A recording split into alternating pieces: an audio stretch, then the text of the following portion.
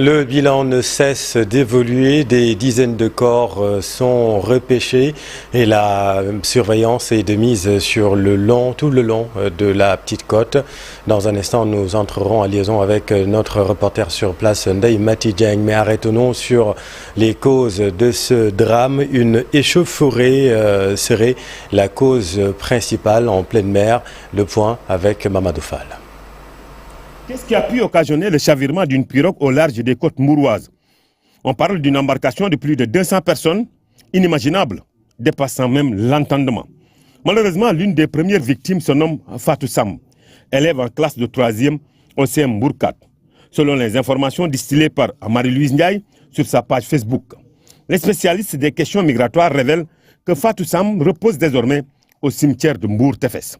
Plus d'une trentaine dénombrés actuellement. En attendant la poursuite des recherches, 26 corps repêchés rien qu'aujourd'hui fait peur. Le capitaine déclaré mort aurait organisé ce voyage pour se soigner, selon Marie-Louise Ndiaye. Elle mentionne que le drame est causé par un excédent. Dans ce genre de voyage, le grand bateau qui doit faire la grande traversée se met à des kilomètres de la rive. Ce sont des petites pirogues qui acheminent les voyageurs jusqu'à l'embarcation.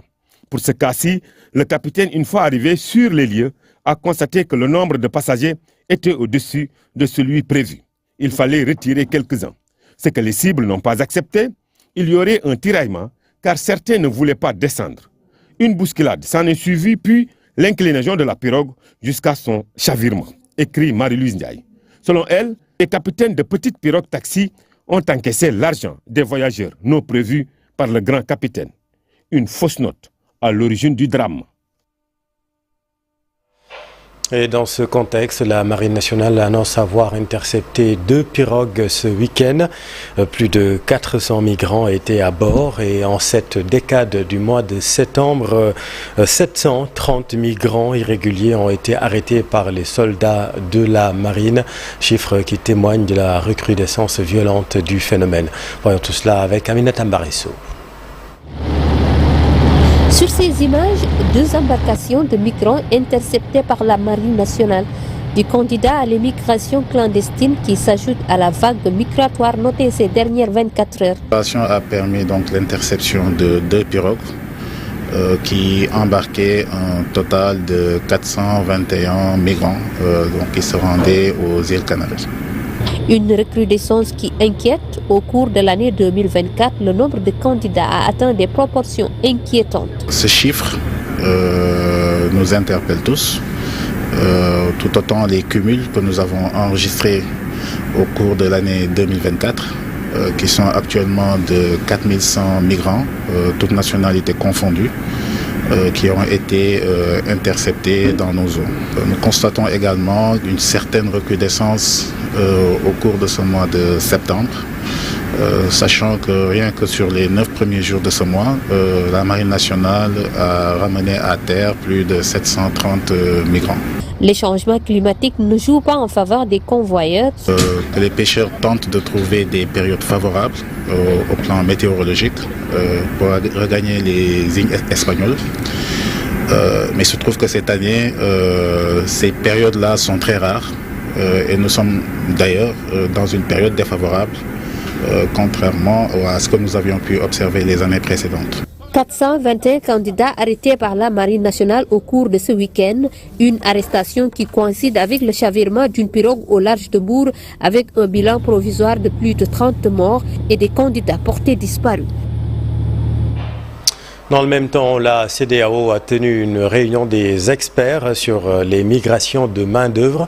Objectif, mettre de l'ordre dans la migration et lutter contre la discrimination et la xénophobie.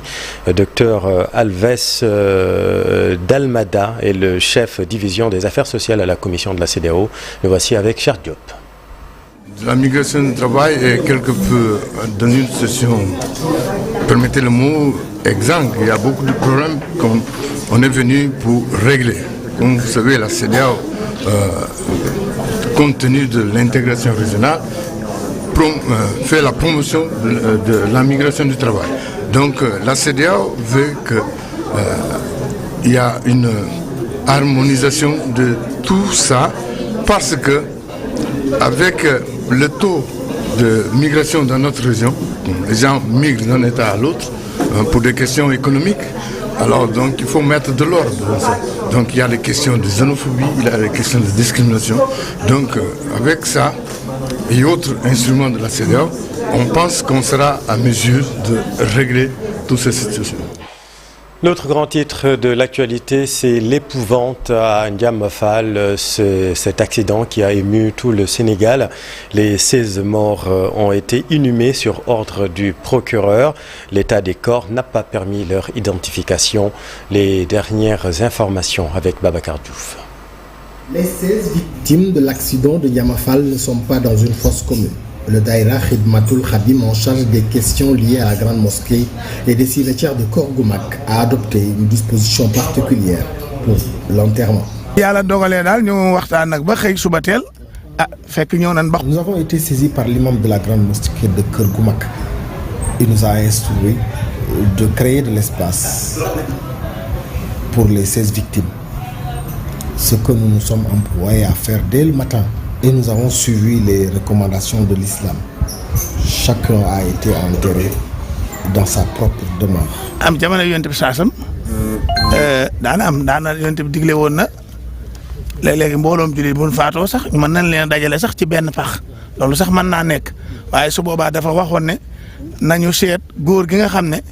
jàpp na ne moo ci ëpp ngëneel loolu nag ci nattukaayu lislaam dañ ko daan tànn ci ñi gën a man alxuraan ak ñi nga xam ne ñoo ko dàq jàng noonu la daan natt ci lislaam moo tax ñu sukkandiku ci waxi Yonent bi sallallahu alayhi wasallam rek moo tax bi yàlla dogalee ñu ci suñu liggéey ñu xool ba gis ñoo xam ne xam nañ ne ñi ay góor lañ doonte mënatoo xàmmee kii mooy kii ay ñu léegi ñu yóbbu ba suñu expérience fi mu yem daal comme leen nañu kii góor la ko defee ñu jël góor googu def ko ci kanam. Une fausse commune était donc envisagée, comme vous venez de l'entendre, et vous êtes nombreux à être ulcérés par les morts dans nos routes. Certains parmi vous dénoncent cette banalisation de l'horreur routière qui s'installe au Sénégal. C'est un reportage de Yaïko Modjaï. C'est vraiment très difficile de perdre la vie dans ces conditions. L'accident qui a eu lieu à Diourbel a fait 16 morts. Mais accident nee nañu 16 morts sur le coup boobu rek metti na. Sénégal yëpp la jaaxal fi mu toll. On est très préoccupé par cette situation, car chaque jour des personnes perdent leur vie de manière atroce. Avant-hier, il y avait 16 morts dans un accident. Et moi, je vois que certains jeunes ne croient plus en Dieu. Ils pillent l'argent surtout. C'est vraiment déplorable.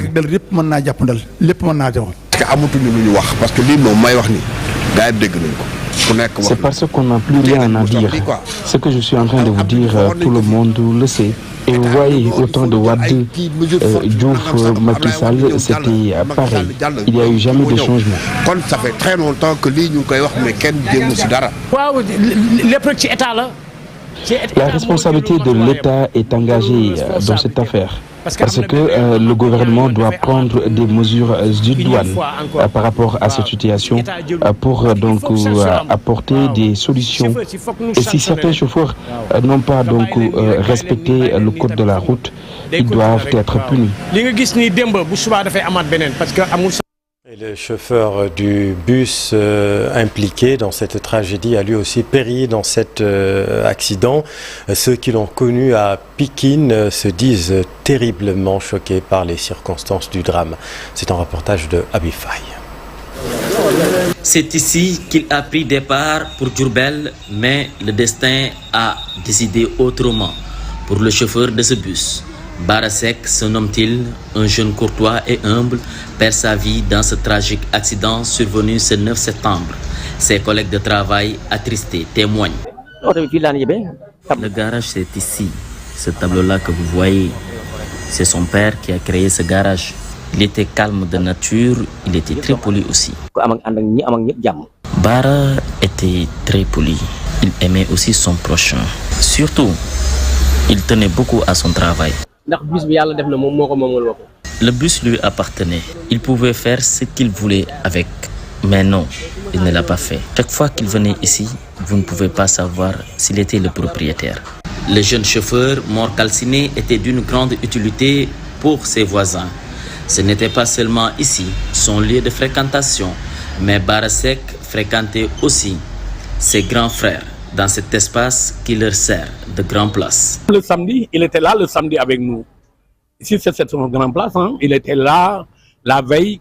Je l'ai aperçu. La vie est ainsi faite, comme on dit, mais vraiment, on ne peut pas qualifier. On ne peut pas. Parce que Bara, comme on le dit, il était toujours souriant. Il était correct envers tout le monde. On avait un ami commun, Robert Elidiop. C'est là où nous sommes. Donc souvent nous nous retrouvions ici pour parler de tout et de rien. C'est vrai que c'était quelqu'un vraiment de commerce facile, mais également quelqu'un qui rendait beaucoup de services. Parce que je me rappelle, moi et Eli Diop, des fois il nous arrivait de faire de petits voyages. Donc n'ayant pas de véhicule, il nous prêtait même son véhicule RAV4. Cependant, ils invitent les chauffeurs à adopter des mesures de prudence sur la route. Les accidents sont souvent des problèmes issus des problèmes mécaniques ou bien des problèmes quand même, le plus souvent, c'est ce qu'on a constaté. Mais c'est bien également de vérifier les véhicules, de bien faire également prudence sur la route parce que des fois, il arrive des choses qu'on ne peut pas expliquer. Inhumé ce mardi à Diourbel, le défunt chauffeur laisse derrière lui une famille attristée. Une cérémonie funéraire sera organisée ce mercredi dans son domicile à Pékin. Merci ABP. Puis dans l'actualité, les échos du Conseil des ministres tenu exceptionnellement aujourd'hui, vous le savez, au palais présidentiel, au titre des mesures individuelles. Madame Aminata Niang-Diène, professeure titulaire des universités, vice-recteur de l'université Cheikh Anta Diop de Dakar, est nommée recteur par intérim en remplacement de monsieur Amadou Alimbaye. Alors maintenant à Saint-Louis du Sénégal, manifestation des travailleurs sénégalais de l'entreprise Teranga qui exploite 26 000 hectares dans le Ndjalel. Très en colère, les populations des 32 villages avaient offert ce site Saint-Louis. Ils réclament leurs terres et des arriérés de salaire. Voyons tout cela avec Ousseynou Diop et Abib Saïd. Les travailleurs des fermes de la Teranga qui s'activent dans le domaine agricole ont manifesté leur colère après plusieurs mois sans salaire. Maintenant, nous sommes des pères de famille, nous avons des enfants à nourrir. Nous avons des enfants à nourrir, nous avons nos femmes qui sont à la maison. On ne peut pas rester. Comment on peut rester 2 mois sans salaire? Comment on va faire pour faire nourrir nos enfants? Maintenant, on fait appel aux autorités locales et aux autorités étatiques. Le projet s'installe sur 26 000 hectares de terre qui appartiennent aux 32 villages du Ndjaël. Les populations du Waalo réclament leurs terres face au refus de l'entreprise de payer les travailleurs des 32 villages. Maintenant, on ne peut pas nous laisser ici sans manger et sans avoir nos salaires et nous dire de nous taire. Ce n'est pas possible.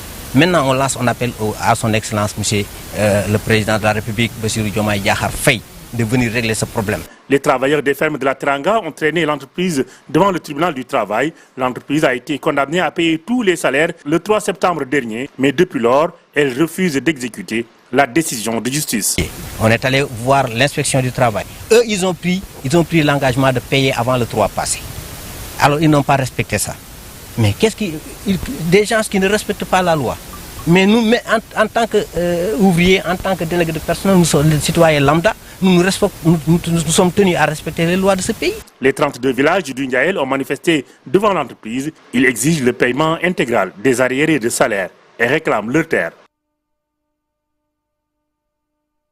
Et puis des échos du Conseil des ministres, le président de la République s'est incliné devant la mémoire des victimes du naufrage dimanche 8 septembre 2024 d'une pirogue au large de Mbour et de l'accident de la route survenu le 9 septembre 2024 dans la commune de Nangalma, dans le département de Bambey. Il a présenté ses condoléances, les condoléances de la nation aux familles éplorées et a souhaité un prompt rétablissement aux blessés.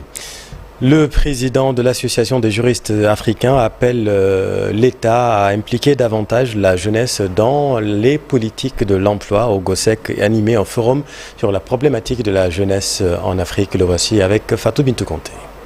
Il ne s'agit pas seulement de traiter les faits en prenant des sanctions juridiques contre ces délinquants ou ces criminels qui poussent les jeunes à aller à l'aventure, mais je crois que nos gouvernants doivent s'attaquer aux causes profondes de la migration. Et les mois passés, nous avons réfléchi sur ce thème-là et nous avons dit, et je le répète, que tant que les politiques de nos gouvernements seront axés sur des stratégies qui ne règlent pas les préoccupations de nos populations, tant que les politiques sont déterminées à partir de l'extérieur, Thabo Mbeki leur avait dit que tant que ces politiques vont entraîner la pauvreté, les jeunes vont franchir les frontières pour aller chercher les ressources. Donc on ne peut pas les contenir. Donc la solution, c'est qu'il faut attaquer le mal de la pauvreté. Il faut que les États, les gouvernements revoient leur politique de développement. Les échos du Conseil des ministres, toujours, le président de la République a réitéré l'engagement de l'État du Sénégal à ne ménager aucun effort pour asseoir le respect du culte et perpétuer la mémoire de nos mémorables guides religieux qui ont fortement contribué à la consolidation de l'unité nationale, à l'intégration africaine et au rayonnement international du Sénégal. Le chef de l'État a informé qu'il se rendra à l'occasion de la célébration du Maouloud, respectivement à Kaolack, Tivaouane, Thiénaba, Thiès et Ndiassane, pour des visites de courtoisie aux différents khalifes généraux. Et le groupe Futur Média s'engage également pour une bonne couverture médiatique de cet événement religieux. Une forte délégation, comme vous le voyez sur ces images, est restée à Tivaouane pour apporter son soutien au khalife. Le point avec Charante Diop et Saïlia Tessir.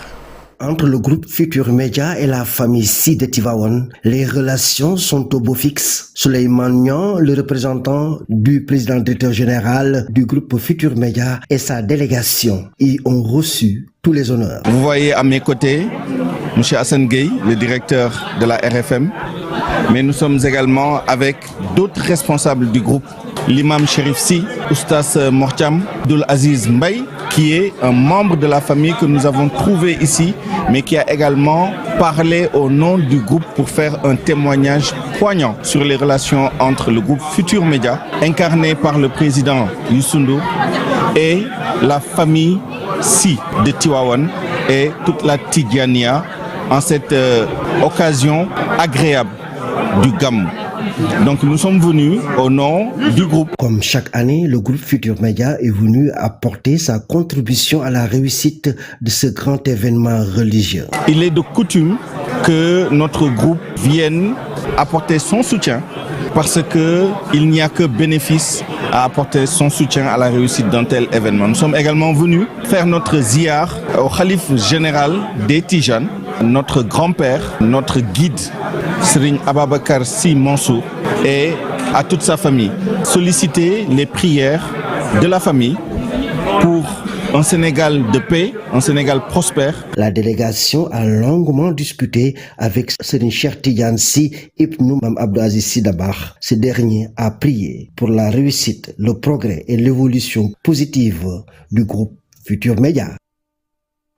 Le Gamou se prépare également à Medina Baye Kaolack, une réponse communautaire face aux inondations et à l'insalubrité au quartier Ndangan de Kaolack. C'est l'engagement pris par des populations de ce quartier qui accueillent à l'occasion du Gamou des centaines de pèlerins en provenance des îles du Saloum. Ousmane Dem. Beaucoup de pèlerins pendant le Maouloud, à part Medina Baye. Comme on le dit, Ndangan c'est le Mbaké de Touba. Les pèlerins venant des îles du Saloum et au niveau de Dakar, les Sérères Nyominka, leur lieu, donc c'est ici à Ndangan, donc pour préparer le Maouloud au niveau de Medina Baye. C'est pour cela les associations du quartier, donc ils se sont tous sortis aujourd'hui, donc dans l'ensemble des forces vives du quartier, les ASC, les femmes, les groupements féminins, pour mettre le quartier dans de très bonnes conditions pour préparer le Maouloud au niveau du quartier des abattoirs Ndangan. Parce que quand on parle de citoyenneté, on ne peut pas régler quelque chose sans la participation citoyenne. C'est ça qu'on appelle une démarche inclusive. Parce que je l'ai dit, ici Ndangan fait les quartiers les plus inondés. Pendant l'hivernage, les quartiers sont tous mobilisés pour lutter contre les inondations. Aujourd'hui, Dieu merci, nous sommes à l'approche du Maouloud dans une semaine. C'est pour cela aujourd'hui on a sorti les populations de faire le nettoyage, au moins pour les pèlerins, faire leur gamou, donc dans de très bonnes conditions et convenablement. La propreté n'a pas de prix. La santé n'a pas de prix. C'est pour cela que tu as vu, les ASC sont là, les associations là, les groupements féminins sont là. Aujourd'hui, pour un seul objectif, quartier propre au niveau de Ndangan. Donc c'est une très bonne signature parce que quand on parle d'un citoyen, c'est ça qu'on appelle la réponse communautaire. Et on ne peut pas bâtir ou bien régler quelques problèmes sans l'implication des populations, sinon il n'y aura pas les résultats escomptés. Donc les acteurs, vraiment, ils sont tous mobilisés aujourd'hui, vraiment, pour mettre le quartier au propre. Dans les échos du Conseil des ministres au chapitre politique abordant la question du principe de la continuité de l'État et du fonctionnement régulier des pouvoirs publics, le président de la République, garant du fonctionnement régulier des institutions, a mis l'accent sur les relations entre le pouvoir exécutif et le pouvoir législatif. L'article 55 de la Constitution stipule le gouvernement est responsable devant le président de la République et devant l'Assemblée nationale dans les conditions prévues par les articles 85 et 86 de la Constitution.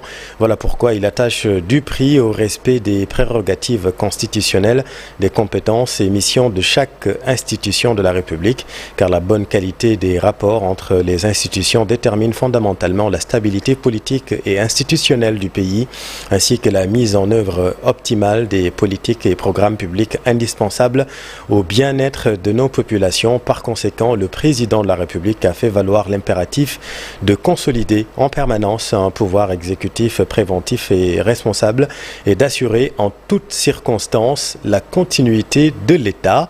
À cet égard, il a invité le gouvernement à poursuivre sans relâche la préparation et l'exécution de son programme politique, économique, législatif et budgétaire afin de mieux répondre aux urgences sociales ainsi qu'aux aspirations et préoccupations légitimes des populations. Il s'agit aussi et surtout de préparer l'avenir face notamment aux défis de sécurité, de l'emploi, de la jeunesse, de l'assainissement, de nos finances publiques et de l'exploitation souveraine et transparente de nos ressources pétrolières et gazières.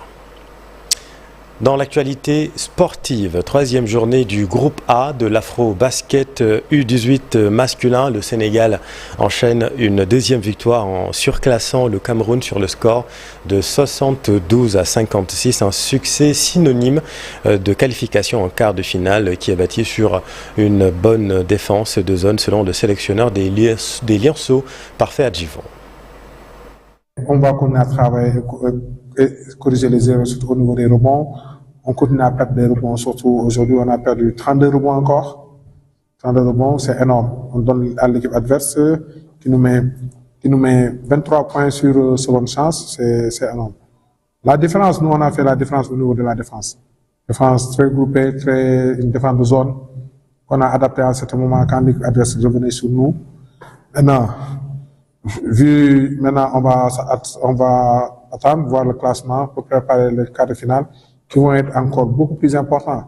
Parce que les quarts de finale, il n'y a pas de seconde chance. On connaîtra notre adversaire. Moi, je pense que ça sera peut-être, d'après nos calculs, ça sera certainement le Maroc. Une très belle équipe marocaine. Nous le respectons bien. Quand même, moi, je pense qu'en match de quart de finale, il faut donner tout. Après, on verra. Il faut croire en soi, en ses forces, mais quand même, il faut respecter l'adversaire et être beaucoup humble. C'est bien de gagner, de sortir le stress. Maintenant, on doit se concentrer, respecter l'adversaire et venir jouer dur et venir être dur et plus engagé quand même. C'est la fin de cette édition. Merci infiniment de l'avoir suivi. Les programmes continuent sur TFM. Restez avec nous. Vous êtes au bon endroit. Bonne soirée.